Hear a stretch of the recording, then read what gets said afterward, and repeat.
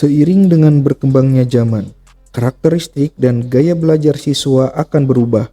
Pada era saat ini, siswa tidak bisa diajarkan hanya dengan menggunakan metode biasa saja.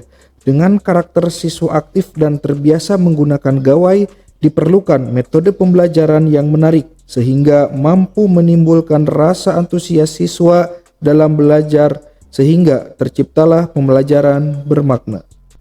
Menurut Mulyani, dalam Journal of Mathematics, Education and Science, Uninus 2021 menyebutkan bahwa kesulitan belajar yang dialami oleh peserta didik merupakan salah satu dampak dari ketidakbermaknaan proses pembelajaran.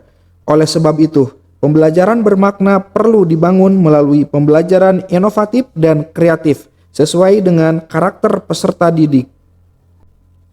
Pada kurikulum 2013, guru diwajibkan melakukan penilaian otentik, yaitu penilaian yang meliputi ranah pengetahuan, sikap, dan keterampilan, seperti unjuk kerja, produk, proyek, dan portofolio pada setiap mata pelajar yang diampunya. Apabila terdapat 13 mata pelajaran pada jenjang SMA, maka siswa harus membuat kinerja sebanyak mata pelajaran yang ditempuhnya tersebut. Hal tersebut akan berdampak pada siswa yang merasa terbebani dengan berbagai proyek ataupun produk yang harus diselesaikan dengan batasan waktu tertentu. Untuk mengatasi hal tersebut, perlu adanya pembelajaran kolaboratif. Dengan pembelajaran kolaboratif, siswa dapat mengefisiensikan pengerjaan proyek untuk beberapa mata pelajaran. Pembelajaran kolaboratif merupakan salah satu metode penggabungan atau kolaborasi materi pembelajaran yang bersinggungan, sehingga melibatkan 2-3 mata pelajaran dalam sekali waktu. Pembelajaran kolaboratif harus didukung dengan metode yang tepat dan inovatif. Salah satu metode yang dapat mendukung pembelajaran kolaboratif adalah metode PJBL atau Project Based Learning. Metode pembelajaran tersebut mengharuskan siswa berperan aktif dalam memperoleh pengetahuan melalui proyek yang diberikan. Dengan demikian, siswa akan mengalami pembelajaran bermakna karena siswa dituntut untuk menemukan solusi dari permasalahan yang diberikan dengan jalan berpikir kritis dan inovatif. Pembelajaran bahasa Indonesia pada materi kritik sastra akan tepat dikolaborasikan dengan pembelajaran seni pada materi musik kontemporer. Pada dasarnya, karya sastra dengan karya seni memiliki hubungan yang tidak bisa dipisahkan. Sebuah karya dapat dikatakan karya sastra apabila karya tersebut masih berbentuk tulisan, sedangkan dikatakan karya seni apabila karya sastra tersebut sudah dipertunjukkan. Salah satu materi pembelajaran bahasa Indonesia yang terdapat pada kurikulum 2013 kelas 12 adalah kritik sastra. Pada materi tersebut, guru harus melakukan inovasi pembelajaran dengan lebih kreatif. Hal tersebut dikarenakan peserta didik merasa kesulitan dalam pembelajaran kritik sastra. Hasil observasi didapati bahwa siswa merasa materi kritik sastra merupakan materi yang berat dan sulit karena peserta didik dituntut untuk berpikir untuk mengkritisi sebuah karya sastra dengan cara mempertimbangkan dari berbagai sudut pandang. Sedangkan dalam memaknai sastra saja mereka masih merasa kesulitan.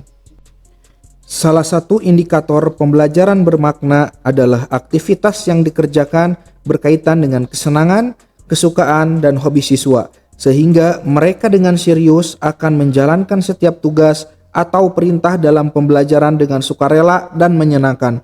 Salah satu yang akan diterapkan dalam pembelajaran kali ini adalah yel-yel supporter sepak bola. Sepak bola merupakan permainan rakyat. Hampir setiap orang menyukai permainan tersebut.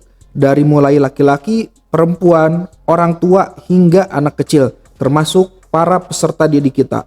Orang yang menyukai permainan sepak bola tidak melulu harus mahir bermain sepak bola. Seseorang menyukai sepak bola dikarenakan kemahiran atau keseruan saat menonton pertandingan. Permainan sepak bola ruang lingkupnya luas, tidak hanya sebatas pada kualitas permainan, tapi bisa juga meliputi desain jersey, souvenir, maskot, hingga yel-yel semangat yang biasa dilantunkan. Unsur tersebut disukai oleh para pecinta sepak bola. Yel-yel supporter adalah yel-yel yang dimainkan dengan menggunakan berbagai alat musik yang dikolaborasikan, seperti bagian drum, tong, galon, hingga potongan besi yang dipukul kemudian menciptakan harmonisasi nada. Unsur yang ada dalam yel-yel supporter tidak hanya berupa instrumen musik di dalamnya, tapi ada juga unsur sastra, yaitu lirik yang dibuat kemudian dimainkan. Oleh sebab itu, hubungan antara kritik sastra dan seni musik kontemporer berbentuk yel-yel supporter terletak pada lirik dan instrumen musik. Lirik yel-yel merupakan sebuah karya sastra indah yang berbentuk puisi baru yang kemudian diinstrumenkan menjadi seni musik, kemudian dapat dikomentari dari sudut pandang karya sastra. Melalui pembelajaran kolaboratif, pencapaian yang diharapkan adalah 1. Membantu semua siswa dalam belajar. 2. Meningkatkan motivasi dan hasil belajar siswa. Yang ketiga, mempermudah dalam menyelesaikan produk dan tidak banyak menyita waktu. Yang keempat, memberikan ruang yang luas kepada peserta didik untuk mendemonstrasikan materi yang sudah diajarkan. Yang kelima, membentuk budaya positif di sekolah, yaitu bekerja sama, bertanggung jawab, berpikir kritis, kreatif, dan inovatif dalam menyelesaikan sebuah masalah. Adapun dampak yang dirasakan setelah pembelajaran tersebut adalah yang pertama adalah peserta didik serius dan fokus karena mengaktifkan minat dan keaktifan peserta didik dalam mengerjakan proyek. Yang kedua, peserta didik lebih bersungguh-sungguh dalam belajar karena sesuai dengan gaya belajar mereka.